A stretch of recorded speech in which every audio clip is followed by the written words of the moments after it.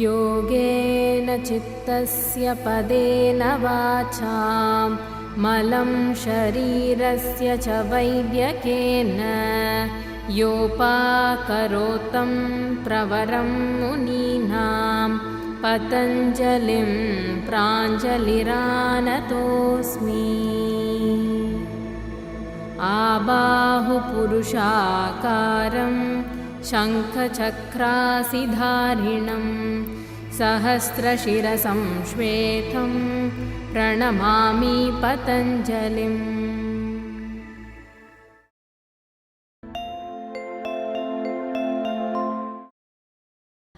As you have seen in episodes thus far, Iyengar Yoga lays a lot of emphasis on precision and alignment. Why is this? Usually, an asana is not about just assuming a posture. It is a process that is done with a lot of awareness and a lot of watchfulness. Every part of the body must be evenly and uniformly engaged while doing an asana. The touch of an asana should have gone to every nook and corner of the body. This means it is not just about doing any action in order to go to a position, it is about mindful, intelligent action. Sometimes while going into a pose, you will feel some parts of the body that are heavy, sluggish, dull, other parts of the body that are overactive and aggressive. This mismatch will not make it an asana. Thus, one has to do an asana the way a river flows. The touch of an asana should be to all parts of the body in a way that is abundant and uniform. And hence, these aspects of alignment and precision are very important. In today's episode, we will see Paschimottanasana. Paschimottanasana is also called Ugrasana or Brahmacharyasana, which means this is one formidable pose while at the same time builds self-restraint. Hatha Yoga Pratipika, one of the leading texts in yoga, mentions how formidable Paschimottanasana is. Now we will move on and see how to do Paschimottanasana.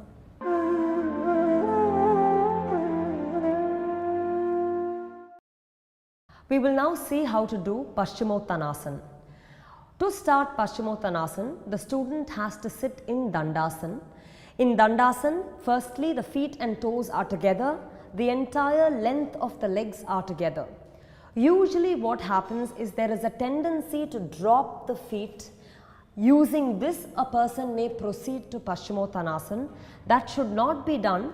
The thighs should be rolled in nicely such that the entire face of the quadricep, face of the knee, face of the shin is parallel, centered and parallel to the ceiling.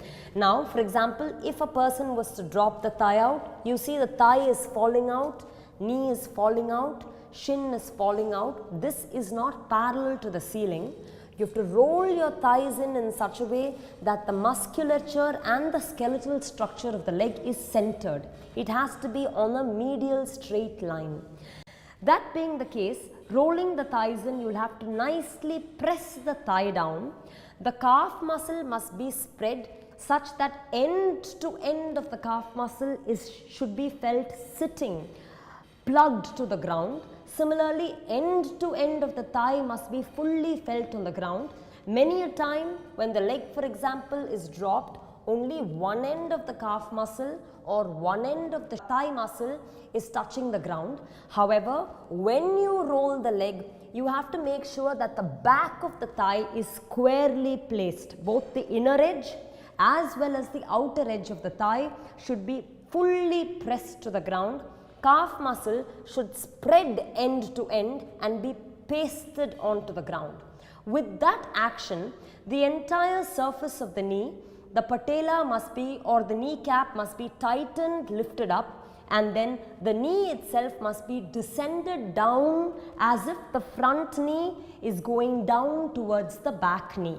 With that strong action of the leg, you have to extend the inner ankle as well as the outer ankle. The heel pad should be well extended. The toe mounds also should be extended, especially the big toe mound should be extended, and then the toes itself should be relaxed and long, as if from the foot the toe is growing up. The toe should be relaxed and long, the leg at the heel, at the mound of the big toe should be active. So this is the position of the leg, which is very, very sturdy, and this sturdy environment should be created, on top of which the spine should be activated. Now, how do we activate the spine? Pressing the leg, the abdomen should separate away from the leg. Usually when a person sinks the chest, you see the abdomen hangs over the thigh, hangs over the pelvis. That is a wrong action. Pressing on the thigh, you have to sharply lift the entire front face of the spine. You have to roll the shoulders back, make the collarbone wide. From the center of the chest, you have to widen the chest. From the base of the chest, you have to nicely lift the chest up also. How do we check that the chest is lifted? The back ribs must be strongly engaged forward. When the back ribs are not engaged, the chest will sink and the back ribs will protrude. But you have to engage the back ribs nicely and raise the chest up. When that happens, there is a clear cut. See the direction of movement of the t-shirt, the fibers of the t-shirt. There's a clear cut extension of the abdomen upward. Again, I'll tell you why the t-shirt. For example, when a person sinks, you see how the t-shirt droops down. When there is a movement of the back ribs and a raise of the side body and the chest, the t-shirt itself demonstrates an upward stretch. That active action should come. From this platform of Dandasana, you take your hands up to Urdhva Hastasana. In Urdhva Hastasana, the side of the body should be well stretched from the floating rib, that is the last rib, all the way to the outer armpit. You should have a good stretch upward from the outer armpit all the way to the fingertip. You have to lead with a stretch that is non-compromising. Usually, when the spine raises, the leg would want to come up. That's what happens when you start as a beginner. But with your will and volition, you have to keep the thigh down while at the same time keep the spine raised.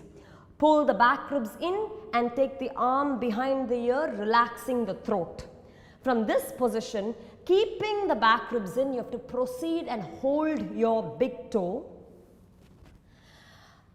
Using your middle and forefinger, you have to wrap your hands around the big toe, from where once again powerfully pulling the back ribs in, you have to raise the chest up. Now as you pull the back ribs in and raise the chest up, you will see that the arm becomes straight, and because the arm pulls the toes back, the legs are also uncompromisingly straight, upon which you have a triangular structure, spine up, hand straight, leg straight. From here, you will have to proceed to the full pose, where once again, keeping the back ribs in, you proceed forward, widening your elbows constantly. Your elbows should not be dropped down, your elbows should be kept lifted, and from the side body you must stretch. From the back body, as we said, posterior extension, the entire spine posteriorly should expand, spreading from center side and moving from back to front. Usually in Paschimottanasana, the buttock tends to be heavy and sluggish. You have to move the buttock back, sharpening the buttock back thigh to buttock bone, and with that sharp action you have to flow into Paschimottanasana, giving the entire spine a concrete flowing extension. Elbows should be up and you will have to stay in this pose for a while. While coming out of this, once again you reverse, you have to go into the concave back position, go back to Urdhva Hastasana, and come with your arms by the sides of the hip. This is Paschimottanasana. In this, there are a few variations by which you can hold the foot, which we will show you now.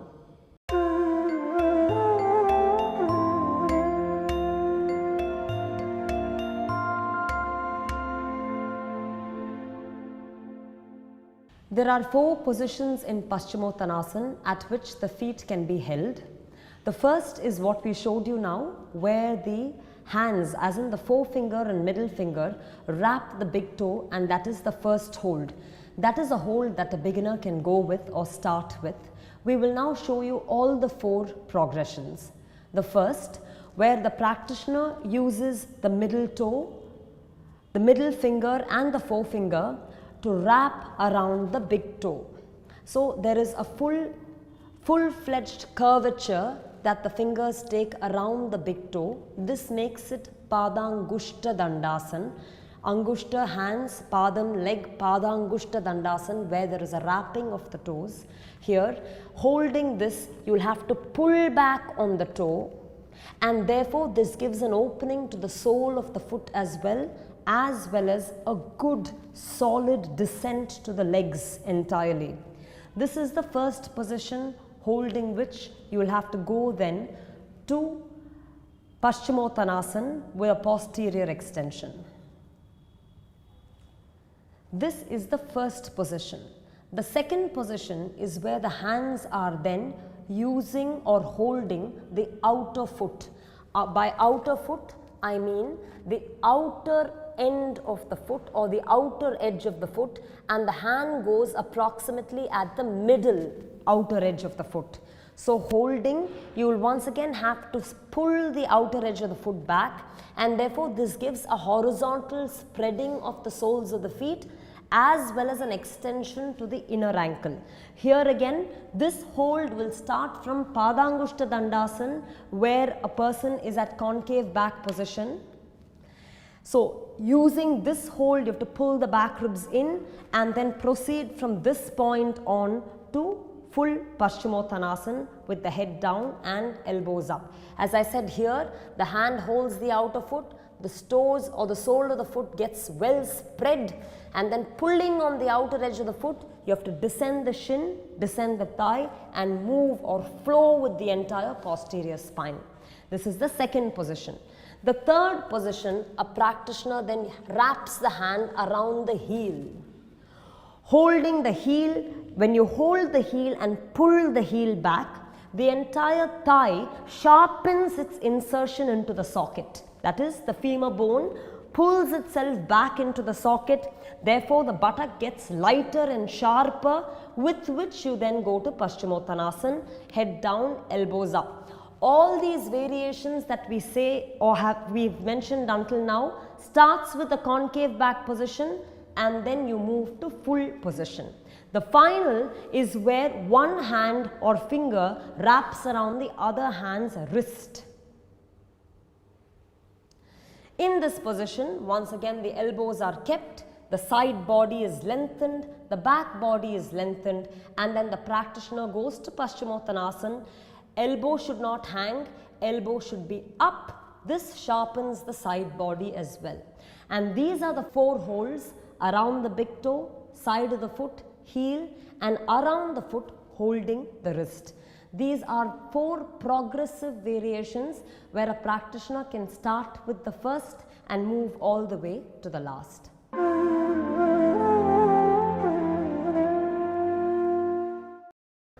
We will now see how props can be used to benefit the practitioner in Paschimottanasana.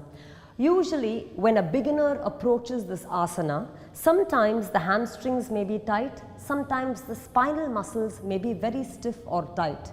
When this is the case, you will see them bending their knees, unable to straighten their leg, and also really falling back on their tailbone, compressing the face of the spine. It is very important, in fact pivotal in Paschimottanasana, that the entire area of the buttock, the gluteus maximus, the muscle, should be sharp and light. Once it's heavy and thick, it really drags a person down like this. So, while practicing Paschimottanasana, you should make sure you're clearing the buttock muscle from center to side, sitting on the buttock bone. But there is the back end of the buttock bone which is closer to the tailbone, and there is the front end of the buttock bone which is sharper. You must raise the buttocks up, push the buttock back, and be on the front end of the buttock bone, not on the back end of the buttock bone. This, when you use a prop like two mats or a height to sit on, naturally happens. We will now show you how on another student. As you can now see, the practitioner is sitting on a slight raise. We are now using two thin blankets. Depending on how tight the hamstring or the back muscles are, you could raise the height to a bolster or even a stool. The minute you raise the height, because of this extended incline, the buttock muscle itself becomes a little sharper. It is important that from the back middle thigh to the back buttock, there is a sharp backward extension. It should not be a dull seated area. So, sitting on the frontal edge of the buttock bone, you have to pull the back ribs in and raise the chest up. This height gives you a tilt so that the spine can then move forward to Paschimottanasana. Move forward to Paschimottanasana. As you can see, this raised height, though minimal, puts the buttock on a higher plane and allows the spine to flow downstream. That action, sitting on a height and flowing down with the spinal muscle, happens when there is a height. We will now show you, this is a slight height, we will now show you an incremental height and show how the flowing of the spine happens more on steady legs. We will now show you a variation using the Viparita Dandasana bench.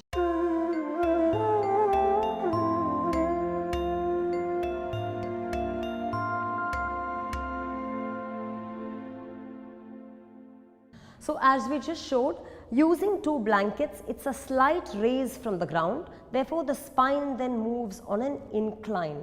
There is a good ability to flow down where there is a posterior extension, an entire spinal extension, but the height is minimal. Suppose even now it is stiff. You have to make sure the legs are then opened hip width apart, the outer hip and the outer ankle are in line. But with this arrangement, we can use greater height. This is a Viparita Dandasana bench which offers greater height from the ground, and we will now show you how to use that. You will have to sit on top of the Viparita Dandasana bench, and remember there are many ribs on this bench. You will have to place the buttock on a rib.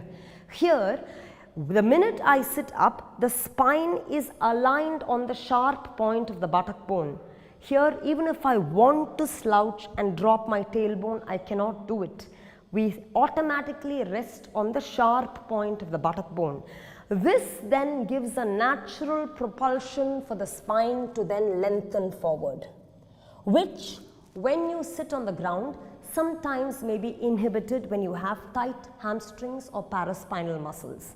So when you sit on a height, it pushes you to the sharp point of the buttock bone from where you can move vertebra by vertebra, lengthening the entire surface of the spine forward.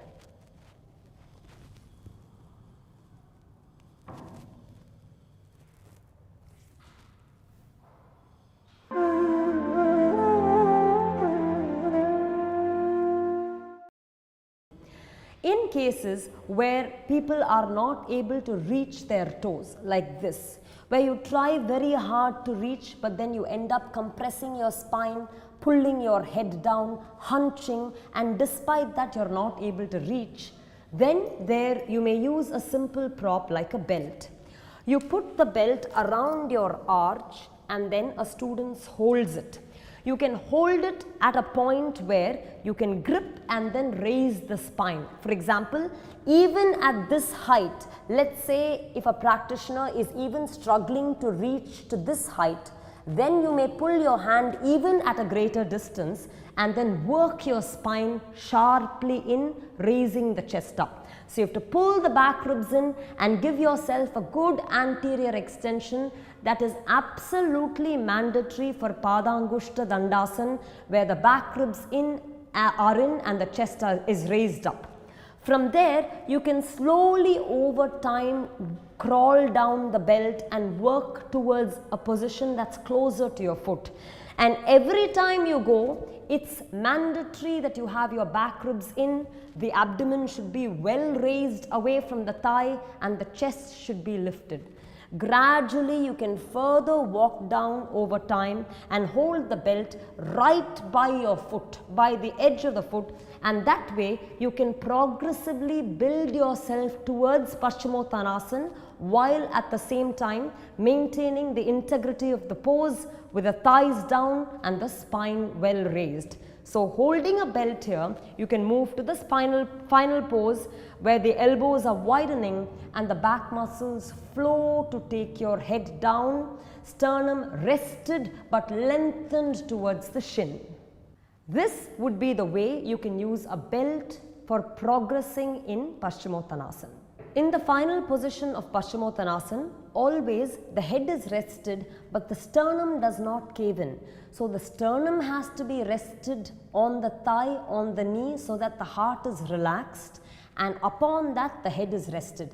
Very many times that may not happen. In other cases where people have tight backs, the abdomen may hold stiff and there may be a big gap between the abdomen and the thigh, which again causes strain on the lower back. In some other cases, the head may not rest, the head may hang up. In final Paschimottanasana, the abdomen rests on the thigh, the sternum rests on the knee and shin, and then the head rests on the shin. This is the final position of Paschimottanasana. When these three areas don't rest, we will see what we can do now using a blanket. This is a blanket, and this is how you fold it into a three-fold blanket. You fold it once and then you fold it over again. So here you have an S shape. This is a three-fold blanket.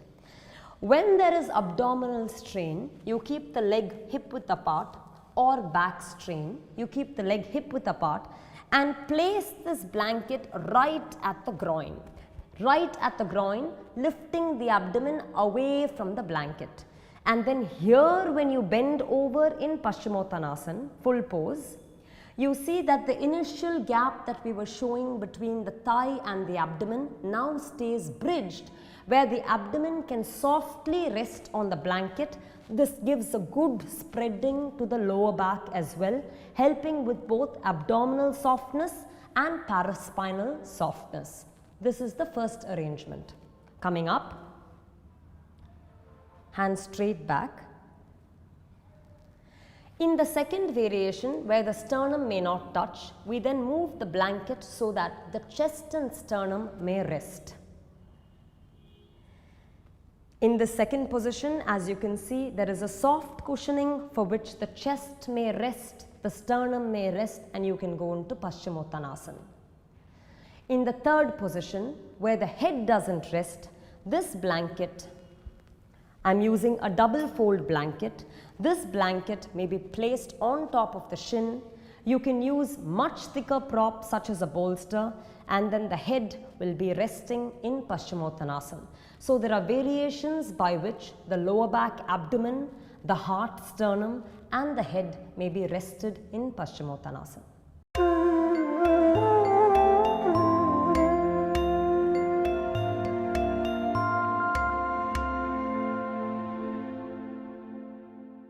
We now saw how to do Paschimottanasana in the classical form as well as how to do it using props.